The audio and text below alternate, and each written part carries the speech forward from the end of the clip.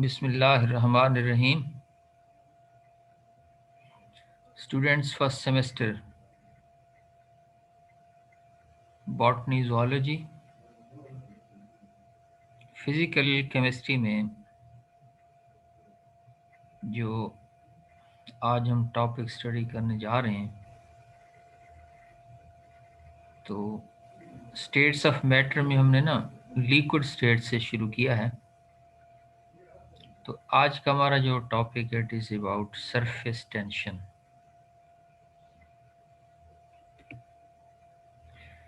Surface tension क्या phenomena है, देखें। इसे आप इस तरह समझेंगे कि से आप अगर एक पेन या पेंसिल पानी में उसे डिप करें और फिर आहिस्ता आहिस्ता आप उसे उठाकर ऊपर की तरफ ले जाएं, आप देखेंगे कि लिक्विड जो है थोड़ा सा खींचा हुआ चला आएगा ऊपर की तरफ सरफेस से। तो ये इसकी जो रीज़न है, जो उसकी वजह है, ये सरफेस के मॉलिक्यूल्स में जो एक अट्रैक्शन है, जो एक उसका खिंचाव है, उसे आप सरफेस टेंशन का नाम देंगे, उसकी वजह से है। Surface tension is another important property of the liquid related to intermolecular forces.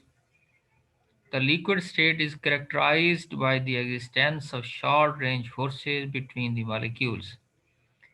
The molecules situated deep into the bulk are subjected to a balanced set of forces, whereas those located at the free surface known as the liquid air interface experience a net inward pull as shown in the figure। ये कहना इसमें ये चाह रहे हैं कि liquid molecules, उनका behaviour जब वो सरफेस पर मौजूद हैं या इंटीरियर में मौजूद, इनका बिहेवियर डिफरेंट होगा। इंटीरियर मॉलिक्यूल तमाम अतराफ से अपोजिट डायरेक्शन उनमें एक अट्रैक्शन होगी। एज ए रिज़ल्ट क्या होगा कि ये तमाम एक दूसरे की इफ़ेक्ट को कैंसल आउट कर देंगे। फीलिंग्स ऐसे होंगे जैसे कोई भी जो मॉलिक्यूल है वो इस पर अट्रैक्शन नहीं हो रही। लेकिन जो सरफेस मॉलिक्यूल है, देखें, इसमें right, left side, front side, back side से भी अट्रैक्शन है, फिर डाउनवर्ड भी उस पर अट्रैक्शन मौजूद है। लेकिन देखिए उस सरफेस पर upward attraction force molecule liquid की नहीं होगी। तो इसका रिजल्ट क्या होगा कि ये जो सरफेस के मॉलिक्यूल हैं, ये वाले, अब इनमें तमाम बाकी फोर्सेस तो बैलेंस हैं। ये जो डाउनवर्ड पुल है, इसे बैलेंस करने के लिए अपवर्ड मॉलिक्यूल्स की अट्रैक्शन नहीं है। हाँ, यहाँ थोड़े बहुत वेपर्स मौजूद होंगे, लेकिन उन वेपर्स की इतनी ज़्यादा अट्रैक्शन नहीं होगी कि जो इसे बैलेंस कर सके। अब उसका वजह इफ़ेक्ट क्या होगा? इफ़ेक्ट ये होगा कि ये सरफेस के मॉलिक्यूल अपनी जगह से हटकर थोड़ा सा नीचे की तरफ खींचे हुए होंगे, एक टेंशन की सूरत में होंगे, एक यूनिट लेंथ के अलोंग। ये जो सरफेस पर खिंचाव टेंशन मौजूद है, डाउनवर्ड जो पुल है इसमें, इसे ही आप नाम देते हैं, सरफेस टेंशन का नाम दे देते हैं। अच्छा, अब देखें कि under these forces the free surface of any liquid tends to minimize its surface area. For this reason a small drop of liquid would assume a spherical shape। यानी जो पानी का एक ड्रॉप, बारिश का कतरा नीचे गिर रहा होगा, आप देखते हैं कि वो spherical शेप का होता है। Because a sphere has smallest surface area for a given volume. As a result of tendency to contract, a liquid surface behave as if it were in this state of tension. This effect is called surface tension, defined as the force in Newton acting at right angle along the surface of the liquid 1 meter in the length. It is generally represented by gamma. The surface tension is characteristic property of each liquid and differs largely in magnitude for different liquids. अब इसके units देख लें। Dynes per centimetre, ergs per centimetre square, ये CGS system हो गया। Newton per metre या joule per metre square, ये SI system बन गया। ये कुछ वैल्यूज़ दी हुई हैं। Acetic acid, acetone, benzene, CCl4, CHCl3, ethanol, n hexane, mercury, water, ये इनके सरफेस टेंशन की वैल्यूज़ हैं। अब कुछ सरफेस टेंशन फिनोमिना है इसके साथ साथ, बस ये कैपिलरी एक्शन दिया हुआ है। कैपिलरी एक्शन क्या चीज़ है कि अगर आप ना कभी ऑब्ज़र्व करें, एक बारीक ग्लास ट्यूब होती है, उसे हम नाम देते हैं कैपिलरी ट्यूब। अगर आप इस कैपिलरी ट्यूब को पानी के अंदर डिप करें तो आप देखेंगे कि जिस बीकर में वो पानी मौजूद है जिसमें हमने कैपिलरी ट्यूब को डिप किया है, ये याद रहे कि दोनों तरफ से ओपन हो, तो पानी की जो लेवल है वो कैपिलरी ट्यूब में थोड़ा सा राइज कर जाएगा। अच्छा, अगर ये कैपिलरी ट्यूब आप पानी की बजाय मरकरी के अंदर डिप करें तो उसमें आप देखेंगे कि मरकरी की लेवल जो बीकर में है और मरकरी की लेवल जो कैपिलरी ट्यूब में है, ट्यूब में ये हमें फॉल शुदा नीचे की तरफ नज़र आएगी। तो rise or fall of any liquid when a capillary tube is dipped in it is called capillary action। अब हमने देखना ये है कि इसकी रीज़न क्या है, वजह इसकी क्या है। देखें, एक होते हैं वेटिंग लिक्विड जैसे पानी है, एक होते हैं नॉन वेटिंग लिक्विड जैसे मरकरी है। जो दो तरह की फोर्सेस होती हैं अट्रैक्शन की, एक को हम नाम देते हैं कोहेसिव फोर्सेस, एक को हम नाम देते हैं एडहेसिव फोर्सेस। मिसाल के तौर पर पानी का एक ड्रॉप गिलास के साथ चिपटा हुआ है।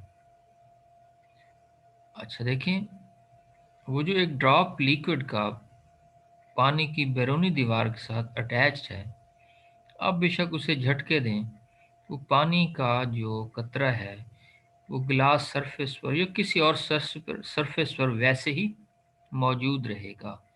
तो ये जो अट्रैक्शन है लिक्विड और किसी दूसरी सरफेस के दरमियान, इसे हम एडहेसिव फोर्सेस का नाम दे देते हैं, याद रख लें। दूसरी चीज़ है वो जो पानी का एक कतरा पड़ा हुआ है उसमें मिलियंस ऑफ मॉलिक्यूल आपस में जुड़े हुए हैं अट्रैक्शन के तहत, उसे दरअसल आप कोहेसिव फोर्सेस का नाम दे देंगे। अब अगर एडहेसिव फोर्सेस स्ट्रॉन्गर हैं देन कोहेसिव फोर्सेस, तो कैपिलरी ट्यूब के अंदर वो लिक्विड राइज करेगा जैसे वाटर है। और अगर कोहेसिव फोर्सेस स्ट्रॉन्गर हो एडहेसिव की निस्बत, तो उस वक्त लिक्विड कैपिलरी ट्यूब में नीचे की तरफ फॉल कर जाएगा जैसे मरकरी में होता है। तो ये कैपिलरी एक्शन क्या है, उसकी रीजंस क्या हैं, ये मैंने बता दिया।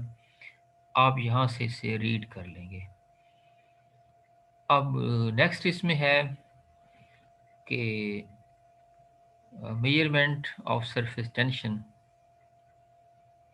वही कैपिलरी राइज मेथड है, ये आपके सामने है। कैपिलरी ट्यूब को जब हम उसमें डिप करते हैं, यहाँ एक फॉर्मेशन ऑफ द मिनिस्कस भी एक होता है, मिनिस्कस फॉर्मेशन। मिनिस्कस दो तरह की है, एक आप कनकेव कह देते हैं और एक को आप कन्वेक्स कह देते हैं। वही बात के पानी के अंदर कनकेव मिनिस्कस बनेगी और मरकरी में कन्वेक्स मिनिस्कस बनेगी। अगर लिक्विड जो है ये क्लाइंब अप कर जाए ट्यूब में, यानी कर्व डाउनवर्ड हो, तो ये वेटिंग लिक्विड्स में ऐसा होता है। वही बात कि एडहेसिव फोर्सेस स्ट्रॉन्गर हैं एंड वाइस वर्सा। तो कैपिलरी राइज मेथड में ये देखें, आप देखें कि हमने ये शो किया है कि अगर वो लिक्विड वेटिंग है और इस तरह से उसमें एक कर्व डाउनवर्ड सा बन रहा है, तो ये जो सरफेस है इसकी, ये जो मिनिस्कस है, जो सतह है, इसका आप देख रहे हैं कि एंगल ये बना रही है, इस एंगल को हमने एंगल थीटा के साथ रिप्रेजेंट किया है। तो अब देखें कि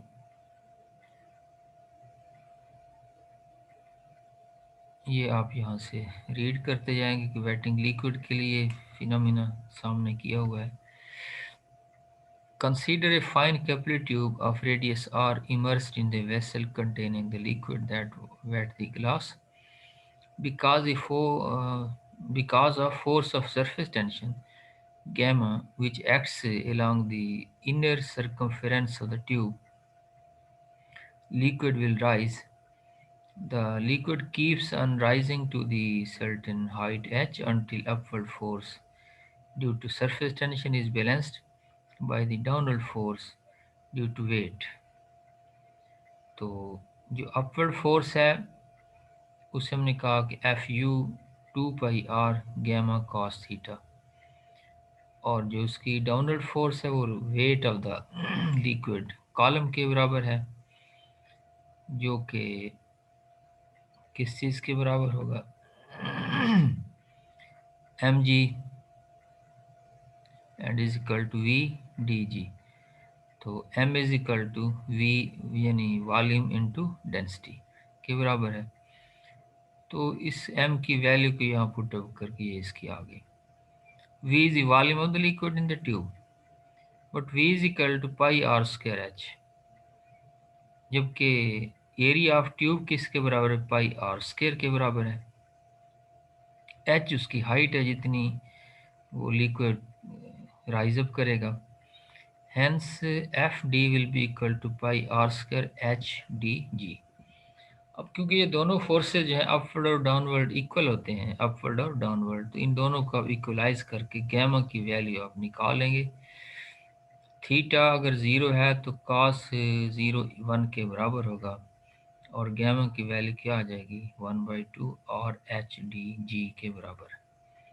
For the determination of surface tension of liquid, it is required to measure the height h up to which the liquid rises and radius r of the capillary tube। ये एक न्यूमेरिकल है, इसमें वैल्यूज दी हुई हैं, capillary की radius दिया हुआ है, लिक्विड जिसकी डेंसिटी मेंशन है, कितनी उसने हाइट की है, सरफेस टेंशन इसका हमने मेजर करना है, और एच डी जी की वैल्यू हमें मालूम है, और इसमें इन वैल्यूज को पुटअप कर दें, ये सरफेस टेंशन की वैल्यू होगी। ड्रॉप वेट मेथड, एक स्टेलेगोमीटर मेथड भी हम इसमें क्या देते हैं। In this method, the liquid whose surface tension to be determined is allowed to pass drop by drop through a capillary tube held vertically. Each drop coming out of the capillary tube grows spherically in size and attains some definite weight. When the weight of the drop becomes equal to the force of the surface tension acting along the circumference of the capillary tube, it falls। देखिए ना, एक tube में से जब पानी के drops नीचे गिरते हैं, अच्छा वो ड्रॉप्स जो ही उसका वज़न इतना होता है कि सरफेस टेंशन की इक्वल हो जाए तो फिर वो नीचे की तरफ फॉल करता है। तो इसीलिए force of surface tension is equal to weight of the drop. तो pi gamma 2 pi radian is equal to W is equal to M G, वही वी डी जी के बराबर है। R is the radius of the capillary tube, V is the volume of the drop, and D is the density. This method is generally used for the comparison of surface tension of a liquid with another of which the absolute value of surface tension is already known। आमतौर पर पानी ही liquid हम इसमें use करते हैं। The instrument used is called stalagometer and consists of bulbed capillary tube। ये आगे figure में दिया हुआ है। This tube is first clean. तो ये इसका मेथड मैं बता देता हूँ आपको। ये जो स्टेलेगोमीटर दिया हुआ है इसमें देखें आप, ये दरमियान में एक बल्ब है, इसके और नीचे पिपेट टाइप अपरेटस है। तो यहाँ नीचे एक कैपिलरी ट्यूब लगी होती है, यहाँ दो निशान हैं ए और बी जिसे हम कह देते हैं। इसे पहले अच्छी तरह साफ करने के बाद हम इसे स्टैंड पर वर्टिकली सेट कर देते हैं और पहले पानी को बीकर में डालकर यहाँ से डाउनवर्ड इसे हम यहाँ से सक करते हैं। पानी की लेवल ए से थोड़ा सा ऊंची आ जाती है। उसके बाद हम जो ही इस फ्लो होने देते हैं तो इससे ये ड्रॉप्स नीचे गिरेंगे वन बाय वन। जो ही लिक्विड नीचे आते आते इस सरफेस को टच करे, ए पॉइंट को, मार्क को, तो हमने इधर से नंबर ऑफ ड्रॉप्स काउंट करना शुरू कर देने, हत्ता कि ये इस पॉइंट बी को आकर टच करे। यानी हमने ए और बी के दरमियान पानी के कितने ड्रॉप्स बने हैं ये हमने 3 मरतबा मेजर कर लेने। फिर इसे साफ करके ड्राई करके हमने वो जो लिक्विड जिसका हमने कंपैरिजन सरफेस टेंशन मालूम करना है उससे भी इसी तरह रिपीट करेंगे 3 टाइम्स। तो यानी हमने number of drops of the liquid and number of drops of the water in stalagmometer between the marks A and B ये हमने काउंट कर लिए। और इसके बाद जो है हम क्या करेंगे कि इसकी ना वो डेंसिटी को मेजर कर लेते हैं, लिक्विड की भी और पानी की डेंसिटी को भी मेजर कर लेंगे। ये देखें, ये फिर कैलकुलेशन W1 इस चीज़ के बराबर आ गया, W2 इसके बराबर बन जाएगा, गैमा 1 और गैमा 2 W1 और W2 के बराबर है। तो इनको आप ये कैलकुलेट कर लें तो gamma 1/2 is equal to N2 D1 और N1 D2।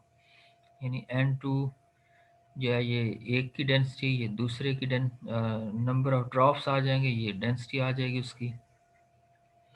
बस आप अगर वाटर और लिक्विड ले रहे हैं तो number of drops of liquid water और number of drops of the liquid, तो ये इसे आप जो है फाइंड आउट कर सकते हैं। इसमें वैल्यूज पुट अप करिए, प्रैक्टिकल भी है, उसमें परफॉर्म करेंगे इंशाल्लाह तो ये बात ज़्यादा क्लियर समझ आ जाएगी। तो ये फिर इसका न्यूमेरिकल आ गया, वैल्यूज दी हुई हैं, वैल्यूज पुट अप करें इस इक्वेशन के अंदर, ये इसका आंसर आ जाएगा सरफेस टेंशन का। अच्छा, फिर इसके बाद है surface tension and chemical constitution. Surface tension is due to inward force acting on the molecules at the surface. We look to surface tension therefore to throw some light on the structure of the molecules. ये McLeod जो हैं इन्होंने एक empirical relationship find out किया between the surface tension and the density of the normal liquids, which may be stated as यानी C is equal to gamma 1/4 capital D minus small d. Capital D density of liquids, small d density of the vapors. C is a constant and is independent of the temperature over the wide range for non-associated liquids, or for associated liquids C is found to increase with increasing temperature. तो ये Sweden ने 1924 में एक और relationship relate किया जो McLeod का जो था उसे नाम फिर इन्होंने सी को एम के साथ मल्टीप्लाई कर दिया। M is the molecular mass of the liquid, तो इसे पैराकर का नाम दे दिया। तो पैराकर वैल्यू जो है ये यानी मॉलिक्यूलर मास को मल्टीप्लाई कर दिया, उसी इक्वेशन जो 3.13 है ना, इसे आपने जस्ट एम के साथ मल्टीप्लाई कर दिया। एम गैमा 1/4 वर्स capital D minus small D आ गया। तो अच्छा, ये आ गई पैराकर की वैल्यू। क्योंकि वेपर्स की डेंसिटी तकरीबन नेग्लिजिबल स्मॉल होती है, तो गैमा 1/4 जो सरफेस टेंशन हम मेजर करेंगे उसकी पावर ले लेंगे 1/4, उसे डेंसिटी से डिवाइड करके मल्टीप्लाई कर देंगे मॉलिक्यूलर मास के साथ, तो ये हमारे पास पैराकोर वैल्यू आ जाएगी। तो ये मोलर जो वॉल्यूम है इसके और पैराकोर के दरमियान ये रिलेशनशिप है। M over D is the molar volume of the liquid at the same temperature at which surface tension is measured. If gamma is 1, then paraker is equal to Vm. Hence, paraker may be defined as the molar volume of the liquid at temperature when its surface tension is equal to unity. some molar volume, since molar volume is an additive property, Paracore would also be expected be an additive property and supported from the following observations. Isomeric compounds of the same family, such as esters, alcohols, xylenes, have been found to have almost same Paracore values. The difference in the Paracore values of successive members of homologous series is nearly the same irrespective of the series. It was shown by Suden that Paracore is both additive and constitutive properties, and its value for any compound can be expressed as the sum of the two sets of constants, one depending on the atoms present and the other upon the structural factors. The former are known as atomic parakers and the later as structural parakers, हम इसे नाम दे देंगे. तो ये इसमें values इसकी आ गई, table से आप नोट कर लें. ये न्यूमेरिकल आ गया, you can understand this numerical. Use of parachor to elucidate the structure, structure find करने में ये इसकी एप्लीकेशन आ गई. बेंजीन का जो स्ट्रक्चर है कि कैकाउल जो स्ट्रक्चर था उसमें हम यही कहते हैं 6 कार्बन 6 हाइड्रोजन है, 3 डबल बॉन्ड और 6 इसमें क्या आ गया 1 6 मेंबर रिंग आ गया. तो इस एतबार से जो इसकी कंट्रीब्यूशन बनती है तो ये उसकी वैल्यूज़ बनती जाएंगी. तो टोटल वैल्यू 207.1.